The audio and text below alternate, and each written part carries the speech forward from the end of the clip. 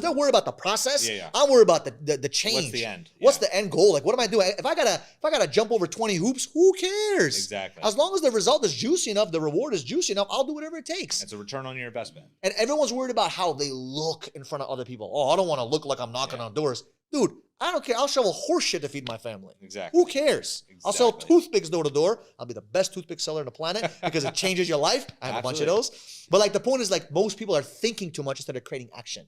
So at that time when we had like 9 people in that room, I was like, guys, we're either going to go to Manhattan and we're going to lose all this time and energy driving 2 hours every single day, just wasting time, or I'm just going to do our own thing. And when I started my own thing, I said, some of them came, some of them didn't.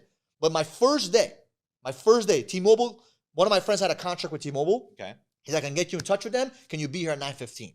So wait, you started your own enterprise, but was that with T-Mobile or was it Great with question. anyone? So I made a decision a month before, like because they told us we're going to shut down the office, this and that. And the manager at the time offered me $200 a week to manage that office. I was like, wait, I'm your top sales guy. I have 90% of the people in the room that are bringing you money, which I'm not even getting an override, which I'm not even asking for any money. Like I'm just making off money at my own sales. I wasn't getting a dime from training anyone. I didn't care because I was so excited about helping everyone, right? Just give, and that's it. And he offered me $200. I said, Chris, let me get this clear. $200? Is that what you're offering? I said, I don't mind, but like, where's that? We're just restructured. I'm like, bro, listen, I appreciate you. This ain't gonna rock. Because you don't see the value in me. And if you don't see the value in me, like I said, you don't want to bet on my horse? No problem. I'm going to bet on my own horse. So during that month, this was July, I just went and opened my own LLC, and I said, that's it. Like, I'm just going to do something. I don't know what it's going to be. I had no idea. I committed. I opened up EIN. I took action. I took action right away, immediately. I didn't know what I was going to do, what I'm going to sell. I had no clue. But with faith, I was like, I'm going to figure it out. Long story short, one of my friends, actually the manager of that office, was leaving as well, and he had a contract with T-Mobile. He's like, I can get you in touch with them. I just got to speak to them. No problem. A couple of weeks later, he calls me up at 8:45 at night. He said, can you be here at 9:15? I'm looking at the time. We're like, all right, it's going to take me 40 minutes to get there. I'll be there. I literally just said, I'm there. I zoomed to Manhattan in the middle of the night, sat down for 2 hours with some of the executives that worked with T-Mobile, and they said, okay, so tomorrow morning, how many guys can you bring for training? I was like, 10. I don't know who, I don't know where, I don't know nothing. Figure it out. All I said was just 10. They go, okay, we'll see you tomorrow at 8:30. The second I left that restaurant, it was 10 o'clock at night. Oh, man, till 3 in the morning. I remember that's like it was yesterday. I called everybody on my phone, my friends. Yo, I called my 2 brothers. Like, I just needed a pack. We showed up with 3-piece suits, 2-piece suits, 10 people. There was 4 different teams that were launching that launch. You were the pilot.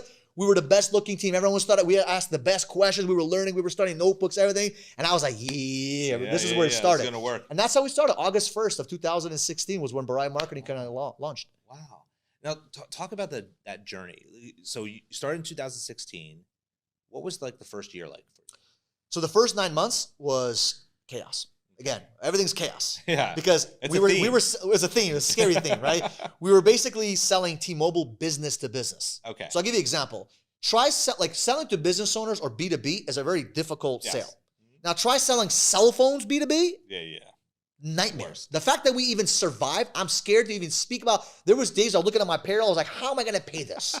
I did not know how I was going to do it. Now, lucky I was a smart man. During my Verizon time, I was able to save up $100,000+, and I had some money to start using for the business. But I was scared. A lot of times I was like, there was one time I had a chargeback of $50,000. Oh, yeah. And I was like, if they charge me back, I'm done. How am I going to do this? I'm out. There's no way I'm going to survive. Somehow, we negotiated kind of like not charge us that 50 grand. That kind of saved us. But then 2017 of May, an old friend of mine, not a friend, he was a competitor of mine that always hated me because I was always selling more in his territory, basically.